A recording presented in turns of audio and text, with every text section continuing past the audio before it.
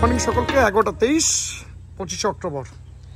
তো আমরা এখন পুরান ইনে আছি, এখান থেকে বেরিয়ে যাব। তার আগে একবার সুইমিং পুলটা অ্যাক্সেস করলাম। এখান থেকে বেরিয়ে কোথায় যাব, কি করব আপনাদেরকে জানাবো। তার আগে সুইমিং পুলে একটু সুইমিং করে নিই সকলের সাথে। বাবু কি করছিস? বাবু বাবু প্লিজ, কেমন বলিস না বাবু প্লিজ, ওই তো নিয়ে যাচ্ছি।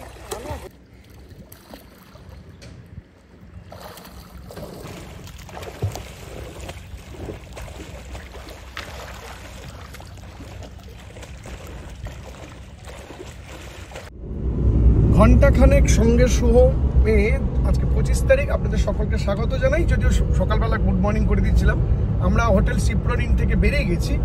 এখন আজকে আমাদের গন্তব্য হচ্ছে পঞ্চলিঙ্গেশ্বর টেম্পল, যেটা আমাদের হোটেল থেকে প্রায় 38 কিলোমিটার ছিল, এখন 36 কিলোমিটার আছে। 1 ঘন্টা 1 মিনিট লাগার কথা, 1:56 আমাদের পৌঁছানোর কথা।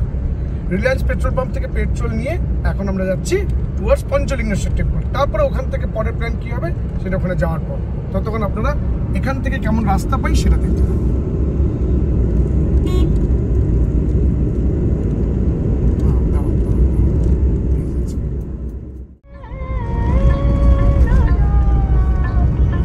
এই যে বড় একটা পাহাড়, সেটা আপনাদের দেখাতে পারবো না, কিন্তু একটুখানি দেখা যাচ্ছে এই যে গাছপালার জন্য। পঞ্চলিঙ্গেশ্বর টেম্পলের পার্কিং স্পেসে গাড়ি দাঁড় করিয়ে এখন এখান থেকে যেতে হবে 750 মিটার। তো এখানে হোটেল অনেক কিছু আছে। তো আপাতত আস্তে আস্তে করে আমরা উঠতে শুরু করি। চলো দেখা যাক। পুজোর বাজারের সম্ভারের দোকান প্লাস গিফট আইটেম। পুজোর জন্য 20 টাকার ডালা বলবে, তারপর ওটা বাড়তে থাকবে এদিক ওদিক সেদিক করে। তো এদিকে পুরো জঙ্গল, ভালো লাগছে হাঁটতে, ঠান্ডা ঠান্ডা ওয়েদার, গাছের নিচ থেকে এটা এগোচ্ছি। পঞ্চলিঙ্গেশ্বর টেম্পলের স্টার্ট হিরোটা কনফিউজড হয়ে যাচ্ছিল কেন? হ্যাঁ তারা আসুক সকালে, তারা কি করছে? একটা কুসো ঝর্ণা দেখতে পেলাম। এই যে ঝর্ণার জল যাচ্ছে, আমরা এখন পদব্রজ উঠবো। রাউন্ড সকালে এই যে তাও আসছে উঠে উঠে। আরো কতটা বাকি?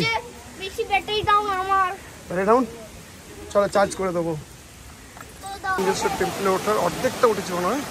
ঝর্ণা আছে কিন্তু বেশ ভালো স্পিডেই জল বেরোচ্ছে। তার মধ্যে লোকে বসে সেলফি তুলছে, স্নান টান করছেন। আর ঝর্ণার অপোজিট সাইড ওইখানে একটা মন্দির আছে, কিন্তু আমরা মেইন মন্দিরের দিকে যাওয়ার চেষ্টা করব। চলো ওঠা জায়গাকে, এখান থেকে স্নান ফান করছে নাকি, আমরা উপরের দিকে উঠে যাচ্ছি। হ্যাঁ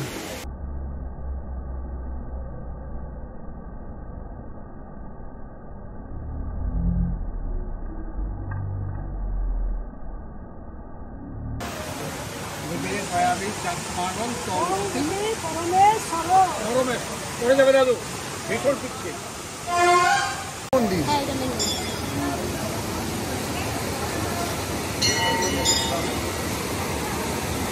পুজো দিচ্ছি। ওইদিকে কিন্তু জল আছে, তোমরা যেও না, আমি একটু দেখে আসি কি আছে ওই দিকটা।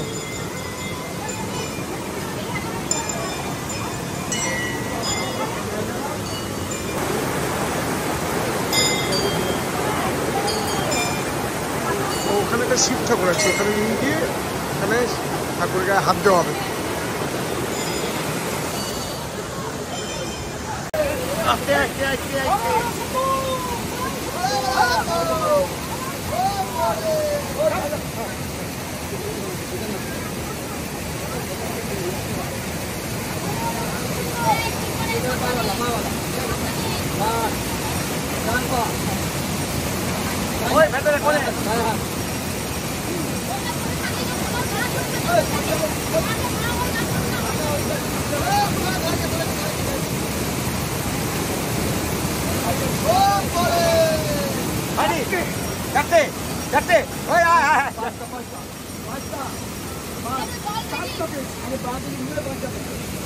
আচ্ছা যাবে না তুই আমি করছি আয় চলে আমি আছি আয় কোন আগে নাকি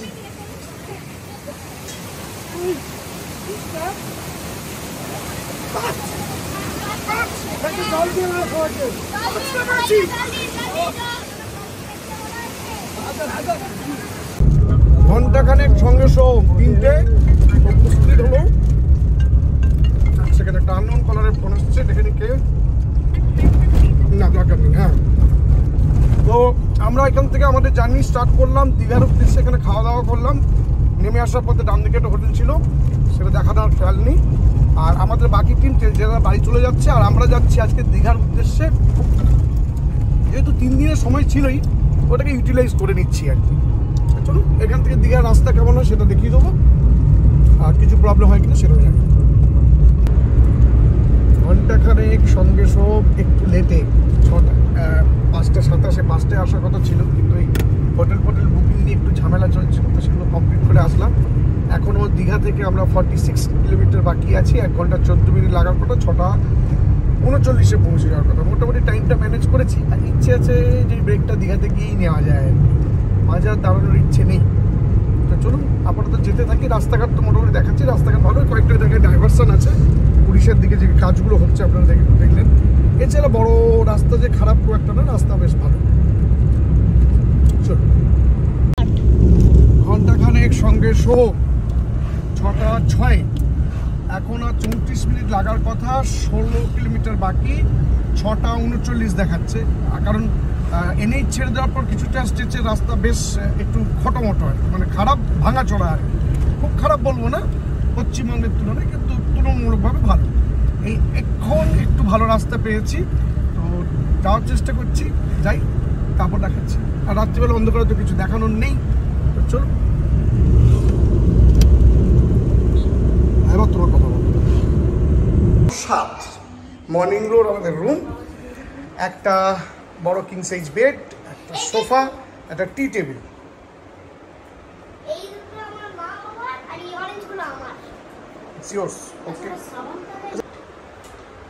ওয়েল ডেকোরেটেড।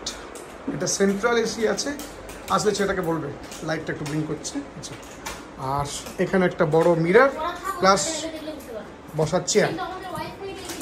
আর এখানে একটা বারান্দা আছে, যেটা দরজা খুলে এই বারান্দা। এটা সামনের হোটেলে একটা সুইমিং পুল, আর গাড়ি পার্কিং হয়ে আছে আমাদের এখানে। এদের পার্কিং কিন্তু এই হোটেলের বাইরে। যাই হোক, আচ্ছা বাথরুমটা এবার দেখিয়ে দিই।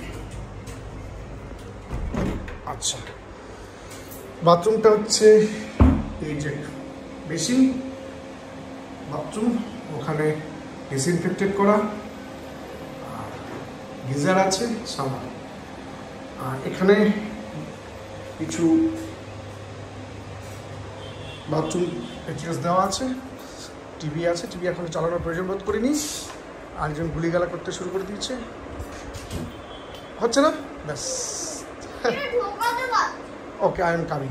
আচ্ছা, তার সাথে এখানে কফি জার, কফি মগ সমস্ত দেওয়া আছে। তো এই হচ্ছে এই রুম। আর দাঁড়াও, যাচ্ছি, চল। আর একটা সেকেন্ড আরেকটা রুম, সেটা হচ্ছে 408। এটাতে বাথরুমটা এখানে। আচ্ছা, বাবা বাথরুম রয়েছে না, বাবা কিছু করছে না। হ্যাঁ, এই বাথরুম ডিসইনফেক্টেড করা, একই রকম। এসি বলছি, বারান্দা, এটা সেন্ট্রাল এসি। এখানেও একটা খাট প্লাস রাখার জায়গা, টিভি, আর সেই একই চা কফির ব্যবস্থা। আর এই হচ্ছে বারান্দাটা, একবার দেখিয়ে দিই। এই হচ্ছে বারান্দাটা, সব দেওয়া আছে। আর ফ্রিজও আছে এখানে একটা, এক্সট্রা করে একটা ফ্রিজ। বাহ, ফাইন। মর্নিং গ্লোতে আসার একটাই কারণ, সেটা হচ্ছে এই তো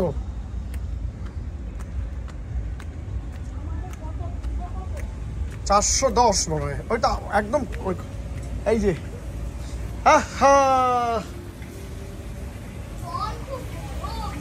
গরম, এই তো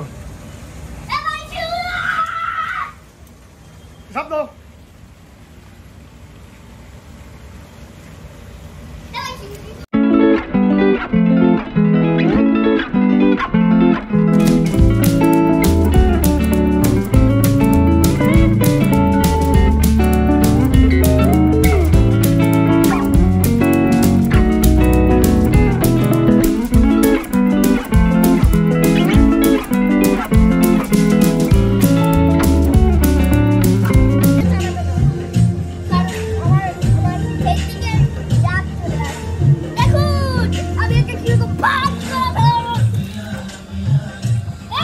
ওল্ড বিচে যাচ্ছিলাম কিন্তু এত ভিড় যে আমরা এখানে গাড়িটা পার্কিং করে দিলাম। এবার বেরোবো এখান থেকে ওল্ড দীঘার উদ্দেশ্যে।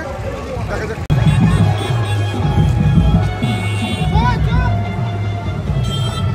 শতাব্দী যেতে পারবে?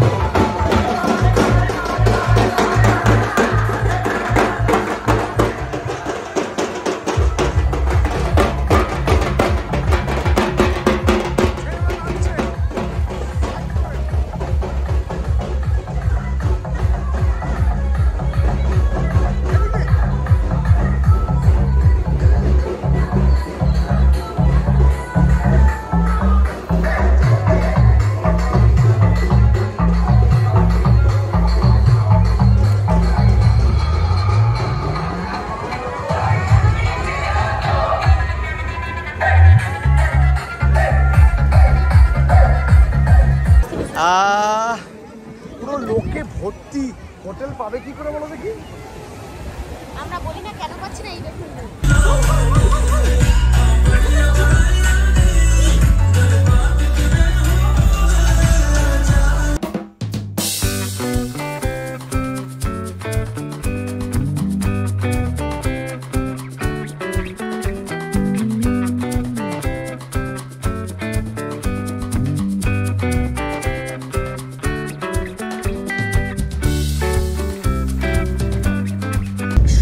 সহ আজকে খুব ভুলভাল হয়েছে। মানে আমি দীঘা থেকে বেরিয়ে অলমোস্ট 100 কিলোমিটার কাছাকাছি চলে এসেছি, কিন্তু কোনো ব্লগিং করিনি কারণ একটু মন মেজাজ খারাপ ছিল। ওখানে একটা ঘটনা ঘটেছে, যে ঘটনাটা আমি আপনাদের সাথে শেয়ার করব পরে। এবং প্রত্যেকেই খেয়াল রাখবেন যখন কখনো কোনো যাবেন, সেটা কিন্তু খেয়াল রাখবেন।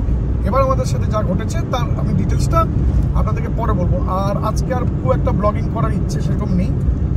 আমরা এখন আমাদের বাড়ির ডেস্টিনেশন থেকে 110 কিলোমিটার দূরে আছি। 6টা 16তে হচ্ছে টাইম অফ অ্যারাইভাল।